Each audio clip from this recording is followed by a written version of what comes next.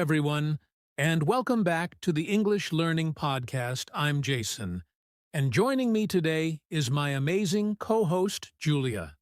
How are you today, Julia? I'm doing great, Jason. Hello to all our listeners. I hope you're all excited because today we're discussing a very important topic, how to speak English without pausing too much. That's right. Many English learners struggle with hesitation when speaking. They pause a lot, trying to find the right words, or they get stuck because they're thinking in their native language first, and that makes their speech sound less natural. Exactly. Speaking smoothly and naturally is a big goal for many learners. But don't worry, in this episode, we'll share practical tips and exercises to help you reduce pauses and speak more fluently. So, if you've ever felt frustrated because your words don't come out fast enough, or you keep stopping while talking, stay with us. By the end of this episode, you'll have some powerful strategies to think faster, speak smoothly, and sound more confident in English. Sounds exciting. Let's get started. All right, Julia.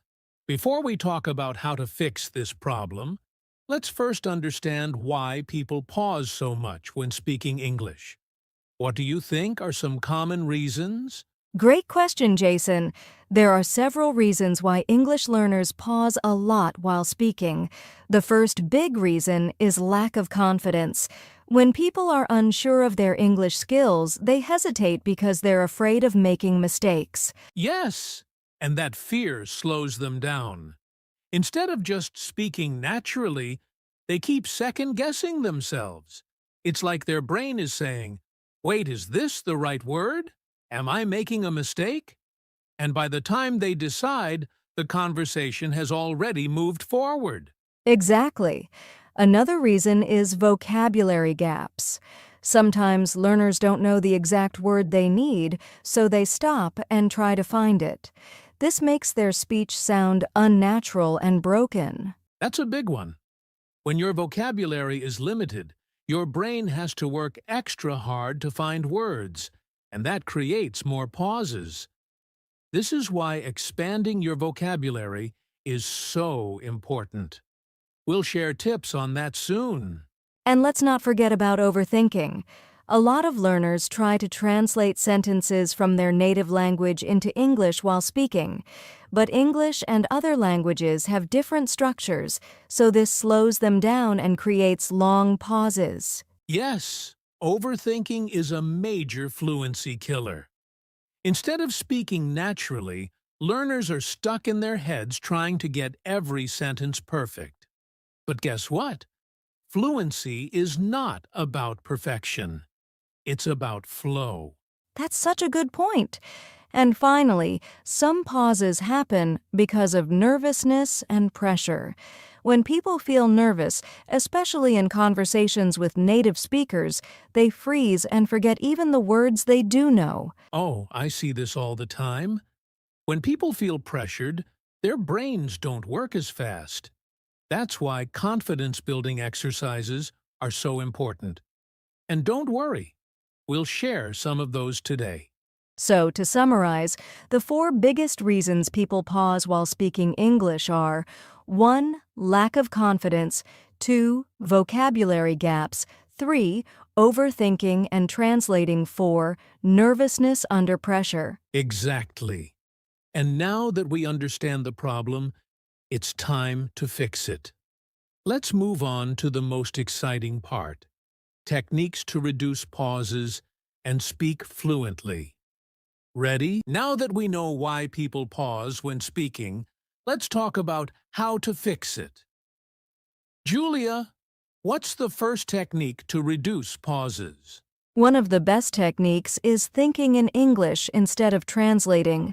Many learners translate sentences in their heads before speaking, and that slows them down. Instead, they should try to think directly in English. That's a game changer.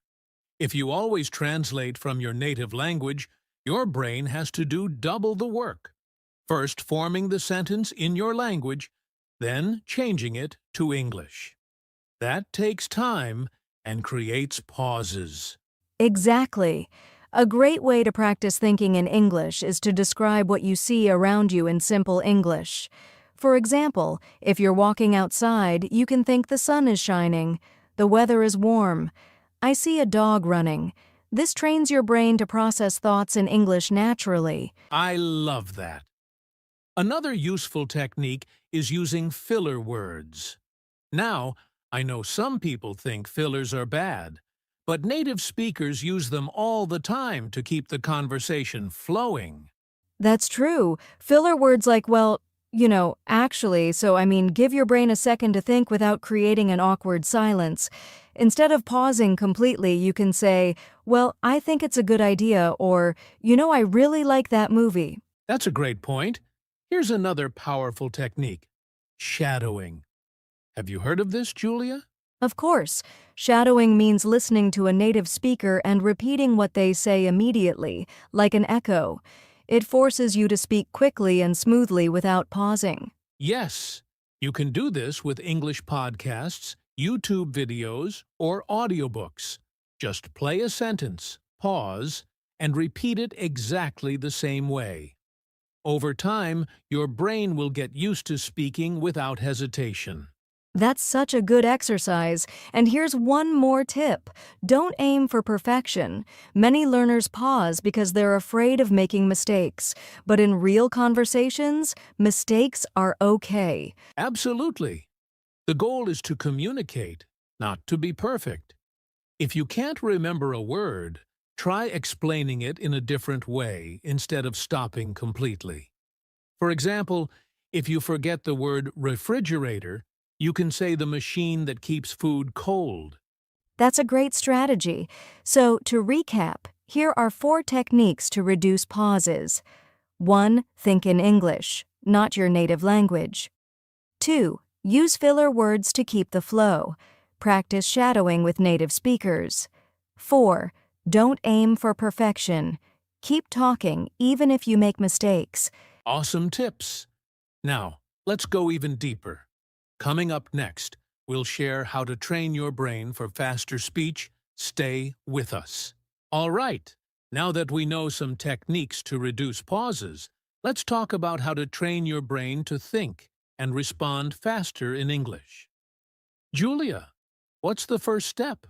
The first step is expanding your vocabulary and sentence patterns. If you don't have enough words or common phrases in your mind, your brain will struggle to find the right words, and that causes pauses. That's so true. And the best way to do this is by learning phrases instead of individual words. For example, instead of memorizing the word opinion, learn the full phrase, in my opinion. That way, when you need to share an opinion, the phrase comes out automatically. Exactly.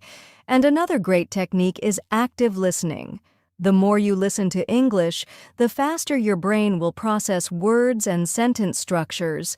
Listen to podcasts, audiobooks, and conversations, and try to predict what the speaker will say next. I love that. And speaking of prediction, here's a fun exercise: conversation anticipation. When you're listening to someone speak, try to guess their next word or phrase before they finish their sentence. This trains your brain to think ahead and respond quickly. That's a great trick. And another powerful technique is imitating native speakers. Find a speaker you like, maybe from a TV show or a podcast, and try to copy their way of speaking, including their speed, rhythm, and pronunciation. Yes! Imitation is one of the fastest ways to train your brain. The more you expose yourself to natural English speech, the faster your brain will process and produce English. So, to summarize, here are the 4 ways to train your brain for faster speech. 1. Learn phrases instead of single words. 2. Listen actively and predict what's coming next. 3. Practice conversation anticipation. 4. Imitate native speakers to improve speed and fluency. Great tips! Now that we've trained our brains, let's move on to practical exercises that will help you speak more fluently. Now that we know how to train our brains for faster speech, let's talk about some practical exercises that will help you speak fluently. Julia, what's the first exercise? One of my favorites is the 1-minute speaking challenge. This is a simple but powerful exercise. Pick a topic and speak about it for 1 full minute without stopping. Even if you make mistakes, keep going. That's a great one. And you can start with easy topics like my daily routine or my favorite food. If 1 minute is too hard, start with 30 seconds and slowly increase your time. Exactly. Another great exercise is story retelling. Listen to a short story, a podcast, or even a movie scene, and then try to retell it in your own words. This helps with fluency and vocabulary recall. I love that exercise. It forces you to think in English and form complete sentences. Here's another one. Speed conversation practice. Set a timer for 2 minutes and have a fast conversation with a friend or even talk to yourself in the mirror. Yes, the goal is to respond quickly without overthinking. And for those who don't have a speaking partner, you can practice with speech-to-text apps. Just speak into your phone and see how much of it gets transcribed correctly. That's a great way to check pronunciation and fluency. So, let's summarize the 4 best exercises to improve fluency. 1. The 1-minute speaking challenge. 2. Story retelling in your own words. 3. Speed conversation practice. 4. Using speech-to-text apps for real-time feedback. These exercises will train your brain to think and speak faster. Now let's talk about mindset shifts to build confidence in speaking English. Fluency isn't just about techniques and exercises, it's also about mindset. Many learners struggle with speaking because they lack confidence. Julia, what's the first mindset shift that can help?